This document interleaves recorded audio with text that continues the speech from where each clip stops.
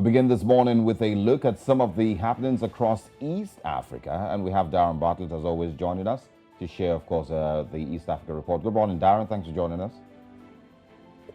Good morning. How are you doing today? We are very well. You may need to change your calendar. It's still in 2022, Darren. The calendar right behind you. Yeah. I love nice things.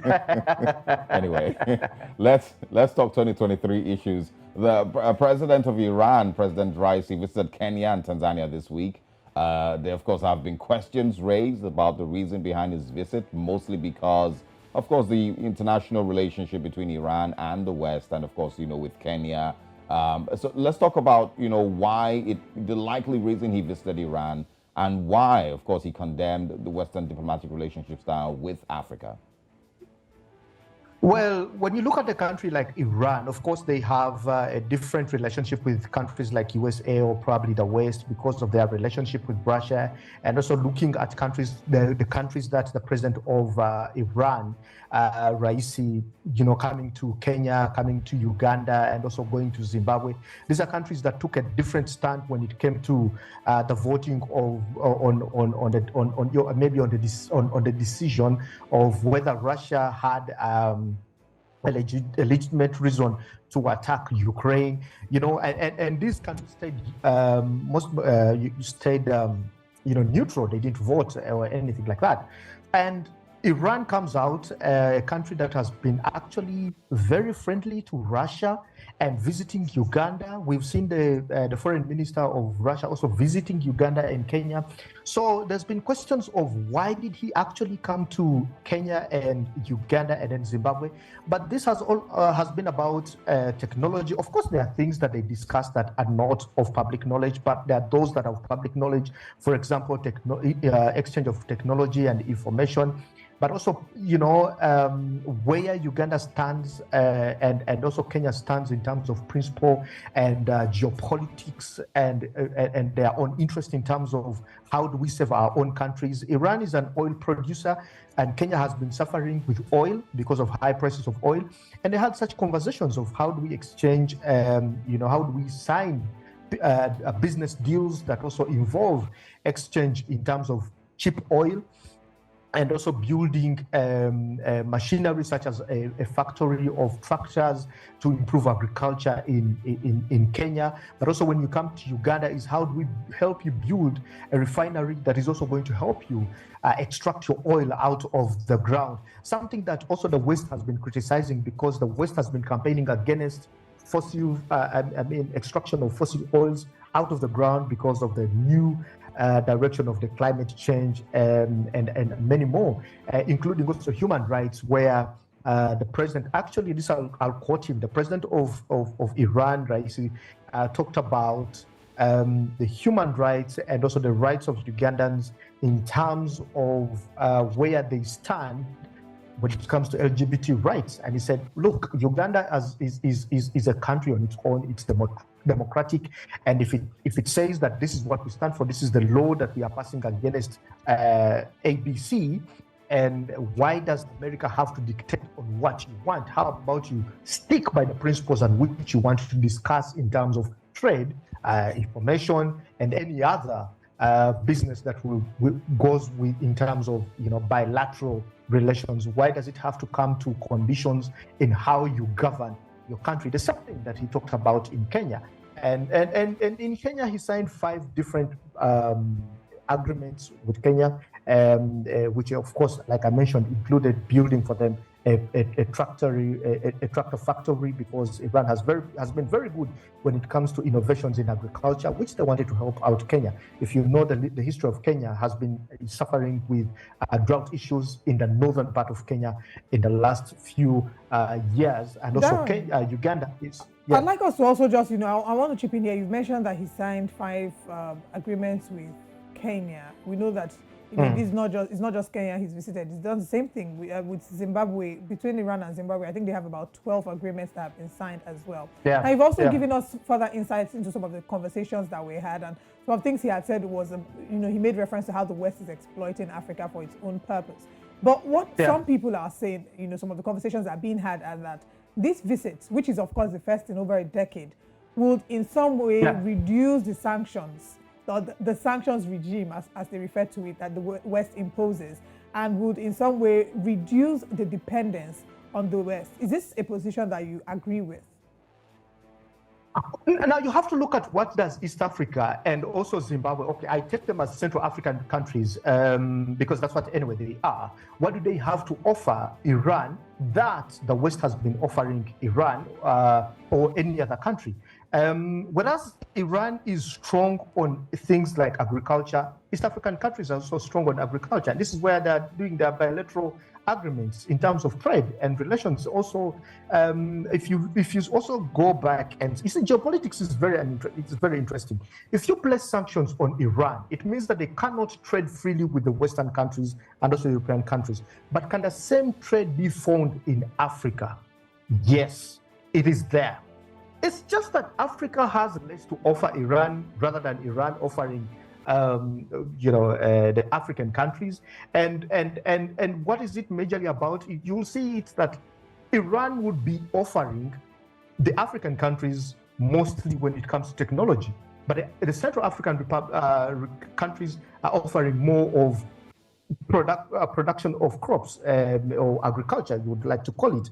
So if you sanctioned Iran in terms of security, this is when I talk about technology, but I'm talking about supply of guns as well. I mean, weaponry, equipping the military in East Africa. So you would sanction Iran in terms of equipping Russia with weaponry and technology to fight the Ukraine, but they can actually also distribute the same in the Central African Republic countries. That's what they do. Yeah. Hopefully, before we wrap up, we're going to come back to this because I also want to, talk about the political sphere of influence, between the West and Iran and Russia, and what really might be playing out here, and of course how Kenya can be punished according to some people's fears. Now, there are of course reports that the Egyptian President Abdel Fattah al-Sisi and the Ethiopian Prime Minister Abiy Ahmed have agreed to initiate urgent negotiations to finalize an agreement between Egypt, Ethiopia, Sudan, and of course this is on the filling of the Grand Ethiopian Resonance Dam, GRD, and of course the rule of its operations. Is this in any way a final sign that the GRD debacle might eventually get resolved? To be honest, after 10 failed attempts to see that the opposing, sides in Sudan come together and cease fire and find a common ground to have, discussions and bring the country back to normality, we cannot certainly tell that the 11th attempt that is, suggested by Abiy and El-Sisi of Egypt will actually yield fruits, but they're trying to do it on behalf of the AU. The last attempt that had IGAD, which was led by Uhuru Kenyatta, was rejected by both parties, and because the in charge of Sudan right now, Fattah, said that Uhuru is actually a personal friend to the leader of the RPF, the paramilitary group in Sudan, because they actually do business together. And that walked away. It just collapsed like that. But when you look at the most affected countries by this war in Sudan, which is Ethiopia and Sudan, have come out and said that, look, guys, we really need to have a discussion on this. I mean, the last one that was tried to be brokered by Saudi Arabia and USA collapsed, and then IGAD, that one was just rejected outright. So they feel like, can we solve the issues that you say you cannot have this conversation about peace between you because of ABCD?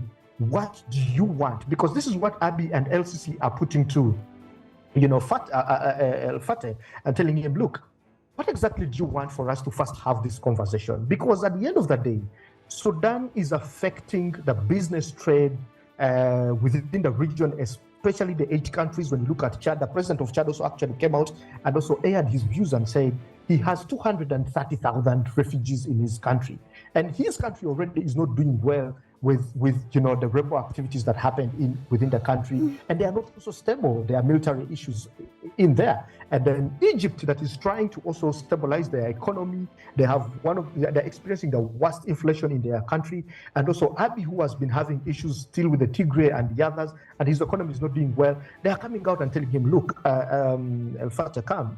Let's have a discussion on what exactly is the problem. So let's discuss this issue and sort it out. Whether it's going to be successful is difficult. I've had this conversation yesterday. They had an attempt on Wednesday. And as it is, it looks like it's progressive. But I mean, this has been there 10 times. I mean, the first one, the second one, the last one that happened in Jeddah with Saudi Arabia and USA, the one they tried to broker, and it still collapsed, is that they signed the agreement, and then eventually war continues. So the first objective here is to try to see that aid is getting into the countries that are most affected areas in Sudan. Is it going to be accepted? But also, how do we, stabilize the country back? How do we cease fire and have a conversation and go back to the democratic state it was, even when they had a president who lasted there for almost 30 years? But how do we go back to a decision where people are going to be governed by choice of the people, and instead of us fighting on who wants power at this point? This is a very valid point you've made, which will lead me to our next conversation. Like, when do we get to the point where leadership is by the choice of people, not people fighting for power? And it might seem that is sort of what is playing out, not just in Sudan, but also in Kenya. Kenyans have continued to protest high taxes amidst rising cost of living. But beyond that, it's also been some sort of an unspoken rivalry, not an unspoken one, an outright rivalry between William Ruto and Raila Odinga, who has sworn to continue with the protests. Kenya Human Rights Commission had said that on Wednesday about 13 people had been killed. 10 were killed by the police, including a minor, and the other 3 were killed by intercommunal clashes. And it doesn't seem like this is coming to an end. Raila Odinga has called for more protests on the 19th of July. So what is going on in Kenya, really? And is there really any point where we can, is this peace? Is there foreseeable peace or peace in the nearest future for the people of Kenya?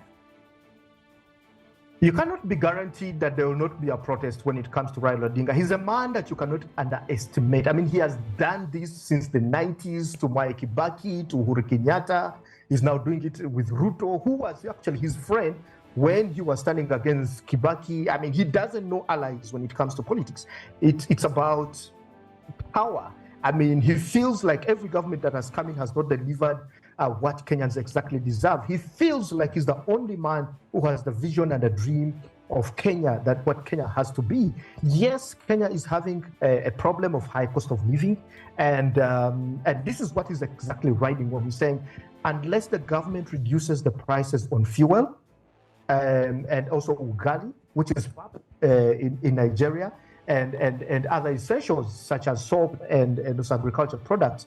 And if you see the type of protests that happened in Kenya on Wednesday, there were 2 types of protests. One was the high cost of living that was led by Raila Odinga, and another one was led by taxi drivers who felt that fuel is so high, the cost of fuel is so high, and also that there was an agreement between how the taxi drivers or matatu drivers are going to be working that was never fulfilled. So they decided to lay down their tools and they decided they are not going to drive around passengers. But also on the other side, Kenyans, a section of Kenyans, I would want to use that word, were against the principles and direction of where the government wants to go.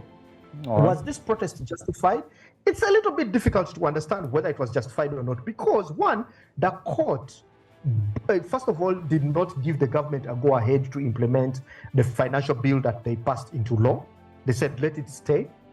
But again, they continued to protest because, I mean, things, cost of services and goods is still high. What is that caused by? I mean, it could be a problem that comes from external. They are buying fuel at a high expenditure. And this is why the president of Iran came in and said, we are going to help Kenya solve the issue of fossils. And also Kenya has also confirmed that they are finding alternatives to buy cheap fossils. Yeah, it's definitely a lot to unpack, for William Ruto and, of course, for Kenyans at the same time. I've argued before. Unfortunately, we are out of time for this conversation. But I've argued before that I think Raila Odinga should be given 100 days. Let's see how you can do it better, type of thing. But at the same time, I've seen people who also express their fears that William Ruto and his positioning and aligning with countries like Iran. You might just see an actual protest very soon in Kenya. Well, let's not preempt the wrong things, but Ruto stands his ground and says that this is not going to happen. Oh well, we'll see. I say William Ruto. Darren Bartlett, thanks a lot for stopping by. We look forward to having William Ruto on the show. That would be nice. Thank you. We'll see you again pretty soon. Have a good weekend.